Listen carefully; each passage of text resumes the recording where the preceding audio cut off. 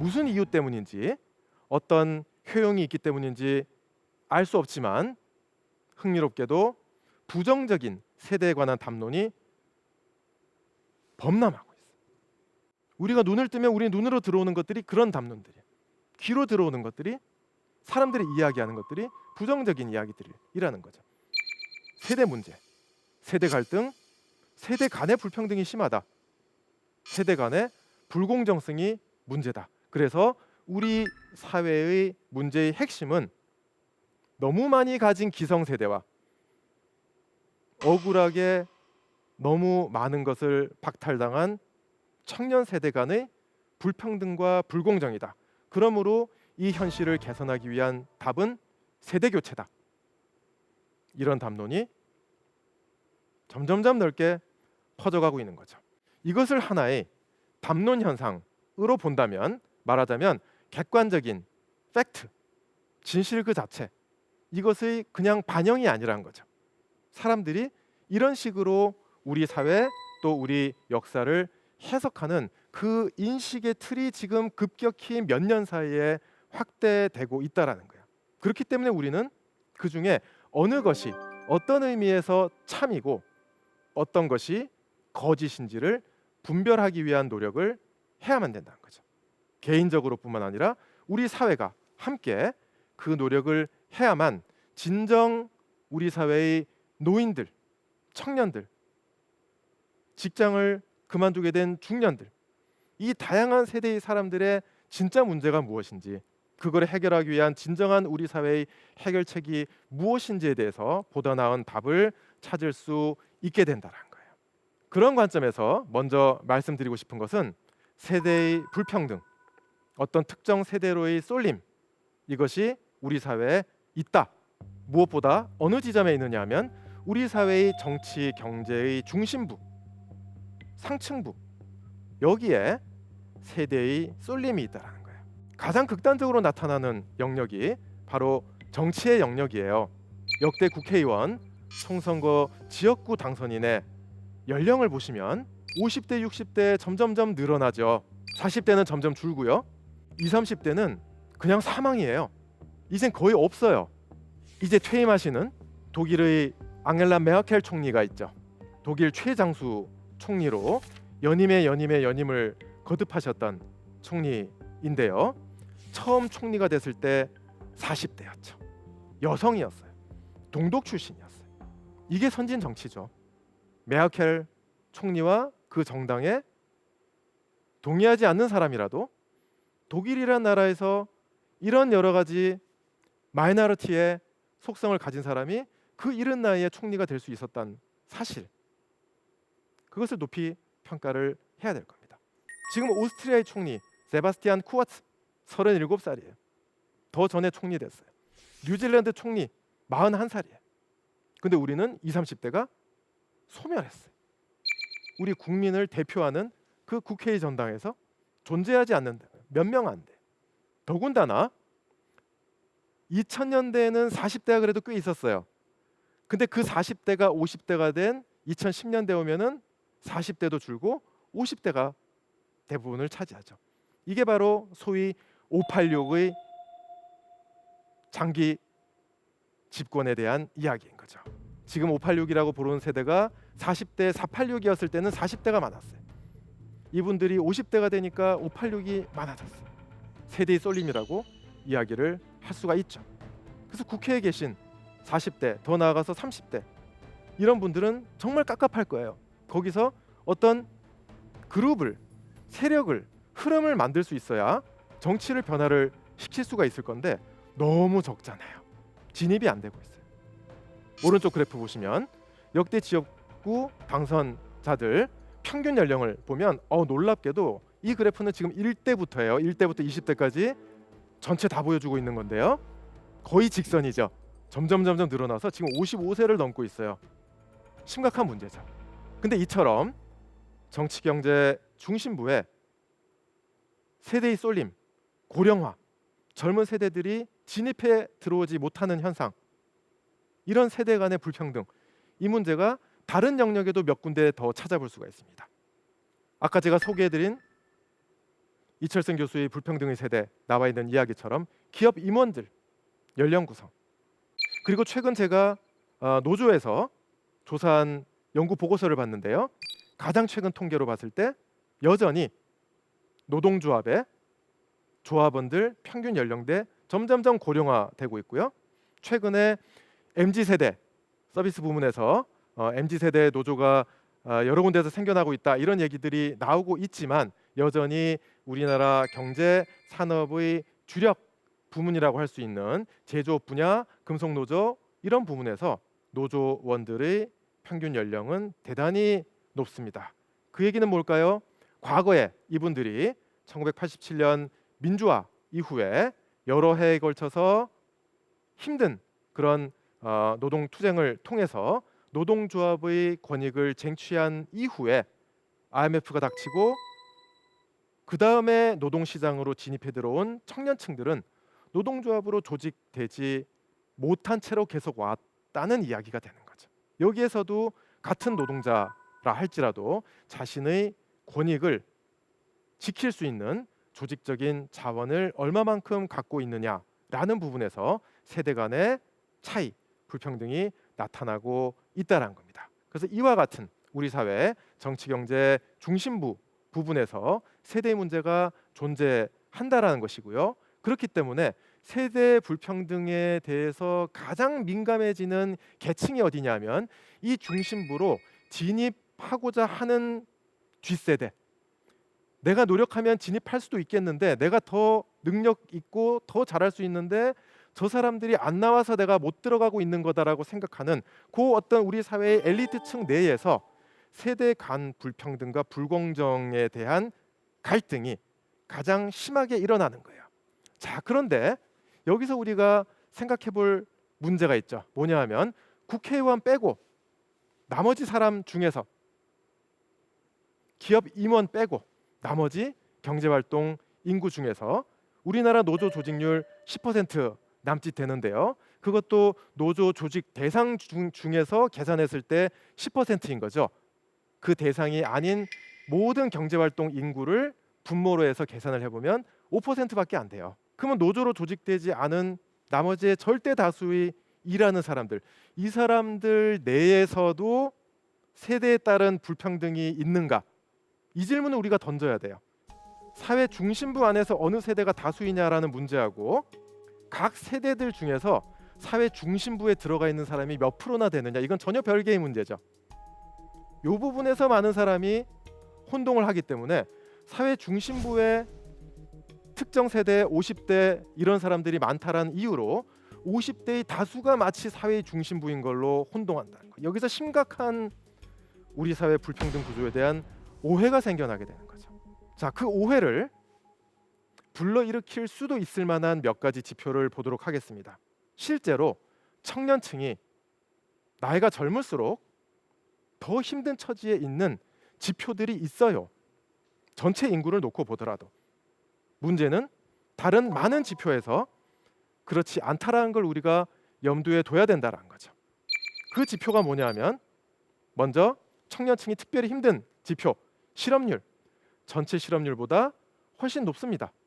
그리고 반대쪽에 고용률, 우리나라 전체 고용률이 경제 선진국들 중에서 높은 편은 아니에요. 비교적 낮은 편인데 그 중에서도 20대 청년층의 고용률은 다른 나라에 비해서 대단히 낮습니다. 그럼 이런 지표만 보면 야, 전체적으로도 청년들의 이런 불안정 궁핍을 제물로 삼아서 기성세대가 꿀을 빠는 구조구나, 이런 생각을 할 수가 있죠. 추이를 보더라도 최근에 20대 비정규직 비율이 급증하는데 50대 비정규직 비율은 줄어드는 추이를 볼 수가 있어요. 딱 이 추이만 놓고 보면 마치 우리 사회는 50대를 위해서 존재하고 20대는 버려진 것처럼 보이기도 한다는 겁니다. 이런 맥락에서 세대 간의 여러 공정성 이슈가 나오게 돼요. 지금 복지하면 젊은 세대가 나중에 세금으로 막아야 된다. 지금 연금 다 받으면 나중에 젊은 세대가 받을 연금이 없다. 지금 기성세대가 일자리를 내놓지 않아서 청년들이 일자리가 없다.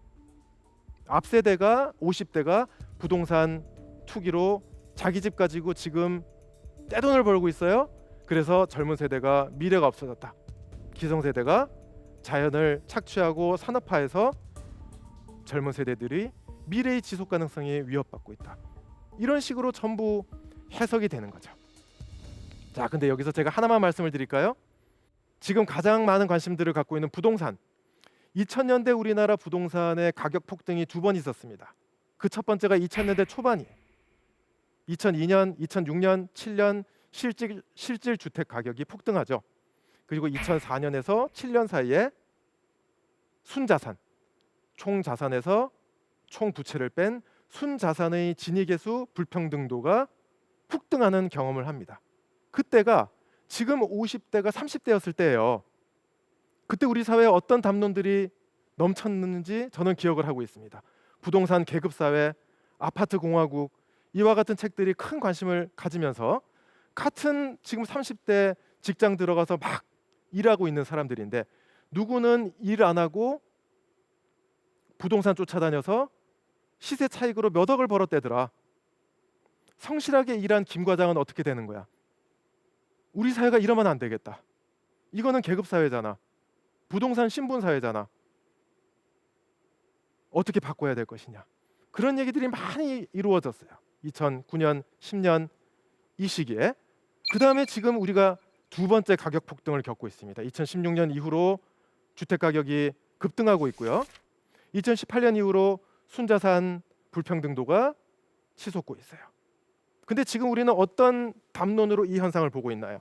586 세대가 다 집 가져가고 부동산 폭등으로 돈 벌어서 30대, 20대는 집도 못 사게 생겼다.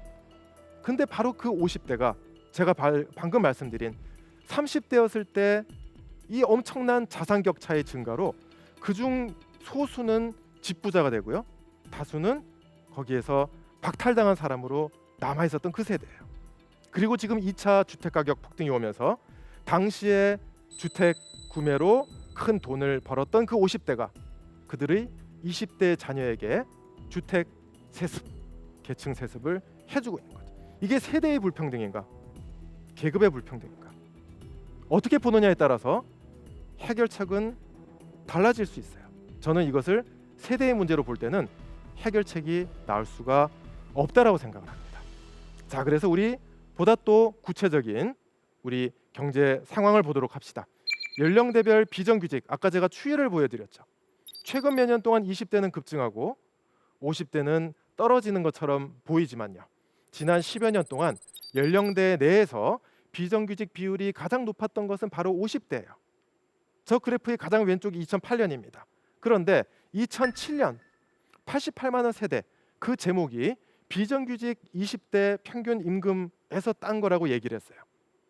이들을 이렇게 만든 게 누군가? 기성세대다라고 이야기했어요. 그 기성세대가 당시에 이렇게 다수는 고통을 받고 있었다라는 겁니다. 세대 불평등의 프레임이 우리로 하여금 윗세대의 우리들의 청년들의 부모님들, 노동자와 불안하게 살고 있는 이 중산층들을 시야에서 지워버리는 효과를 낳고 있다는 거죠. 연령대별 상대 빈곤율을 봐도 그렇습니다. 60대 이상 고령층이 압도적으로 높고요. 그 밑을 보더라도 연령이 높아질수록 빈곤에 빠질 위험이 높아진다라고 할 수가 있어요. 이 얘기는 뭘까요? 우리가 세대를 가로지르는 빈곤의 문제를 해결하지 않으면 지금의 30대가 40대가 되고 40대가 50대가 됐을 때 그 빈곤의 덫에 빠져들 가능성이 있다라는 이야기. 자살률도 마찬가지죠. 연령에 따라서 우리나라 자살률이 선진국 중에서 가장 높다는 건 여러분 알고 계실 텐데요. 거기에 가장 큰 원인이 되는 것이 믿을 수 없을 정도로 높은 노인 자살률. 이제는 어느 정도 감소하고 있지만 여전히 가장 최근 통계로 경제개발협력기구 OECD 내에서 위에서 두 번째를 기록했어요. 세대를 가로지르는 전 사회적인 구조적인 불평등이 많이 있다라는 것이고요. 그와 같은 문제를 우리가 세대를 넘어서 해결하는 것이 매우 중요하다는 겁니다. 자, 그러면 마지막으로 실제 사람들이 세대 갈등에 대해서 어떻게 생각하고 있는지를 보도록 합시다. 이 세대 갈등을 굉장히 강조하는 그런 책들에서는 이런 얘기가 많이 나와요. 지금 청년들 내에서는 윗세대에 대한 분노와 조롱과 이런 것들이 터져나오고 있다. 들끓고 있다. 이렇게 이야기를 합니다. 자, 그런데 최근에 신뢰할 만한 상당히 큰 표본을 가진 이런 여러 조사를 검토를 해봤을 때는 가장 청년층을 포함해서 심각하게 생각하는 우리 사회의 갈등은 계층 갈등과 이념 갈등이에요. 진보와 보수, 정규직과 비정규직, 기업가와 노동자, 대기업, 중소기업, 그리고 대기업 종사자와 중소기업 종사자, 이와 같은 경제적인 또 이념적인 이런 갈등들이 우리 사회에서 가장 심각하다고 실제 생각하고 있다는 거죠. 청년들을 포함해서. 자, 이거는 상대적인 평가입니다. 가장 심각한 갈등을 하나만 골라봐라. 75%가 계층 갈등과 이념 갈등이라고 대답을 했고요. 세대 갈등을 꼽은 응답자는 6%였습니다. 20, 30대 청년에 국한해서 보더라도 세대 갈등을 꼽은 청년은 7% 남짓했는데요. 이들에게도 일자리, 주거, 미래에 대한 불안, 이와 같은 것들이 가장 심각한 문제인 거고요. 그들이 가까이서 보고 있는 자신들의 부모님들, 자신과 같은 일자리에서 일하고 있는 다른 세대의 분들, 이 분들과 문제를 공유하고 있다는 것을 인지하고 있는 경우들이 많이 있죠. 자, 그래서 정리를 해보겠습니다. 모든 시대의 청년이기 때문에 겪는 것들이 있죠. 노년이기 때문에 겪는 것들이 있어요. 그런데 세대 효과라고 부르는 것은 특정 시대에 태어났다는 사실이 운이 없는 세대야. 운 좋은 세대가 이미 다 가져갔어. 그래서 운 없는 세대가 가질 게 없는 거야. 지금 우리 사회의 세대의 불평등을 이런 식으로 해석하고 있는 담론들이 많이 있다란 겁니다. 저는 그것이 우리 사회의 중심부에 한해서 설득력이 있는 부분이 있다라고 말씀을 드렸고요. 하지만 전체 인구층을 놓고 봤을 때 지금 청년들을 힘들게 만들고 있는, 과거에 88만 원 세대를 만들었던 IMF 금융위기, 그 이후에 우리가 신자유주의적인 구조 변화라고 이야기하는 그런 여러 가지 일자리와 소득과 이런 것들의 불안정성이 증대, 이것이 청년에게만 영향을 미친 것이 아니라 전 세대에 유사한 계층적인 위치, 유사한 젠더적인 위치를 가진 그런 사람들에게 함께 영향을 미치고 있는 시대 효과의 측면도 많이 있다는 것을 놓쳐서는 안 되겠다, 이런 말씀을 드리고 싶습니다. 자, 그래서 현 시대의 문제를 세대를 넘어서 어떻게 극복하고 미래를 만들어 갈 것인가, 이 질문을 우리가 함께 던지고 답을 찾아갔으면 좋겠다라는 말씀을 드리겠습니다. 세대는 시대의 변화를 보여주는 창입니다. 각기 다른 세대는 각기 다른 시대 환경 속에서 청년기, 중년기, 노년기를 보냅니다. 그와 같은 생애 과정의 차이를 알아야 서로를 이해할 수 있습니다. 하지만 또한 같은 세대의 구성원들도 계층, 젠더, 지역 등에 따라서 삶의 조건과 경험, 사고가 다를 수 있습니다. 이처럼 세대 간의 차이, 세대 내의 차이를 입체적으로 볼 때 우리 시대의 변화를 올바로 볼 수 있습니다. 지금까지 대한민국 최고의 강연 최강 1교시 신진욱이었습니다. 고맙습니다.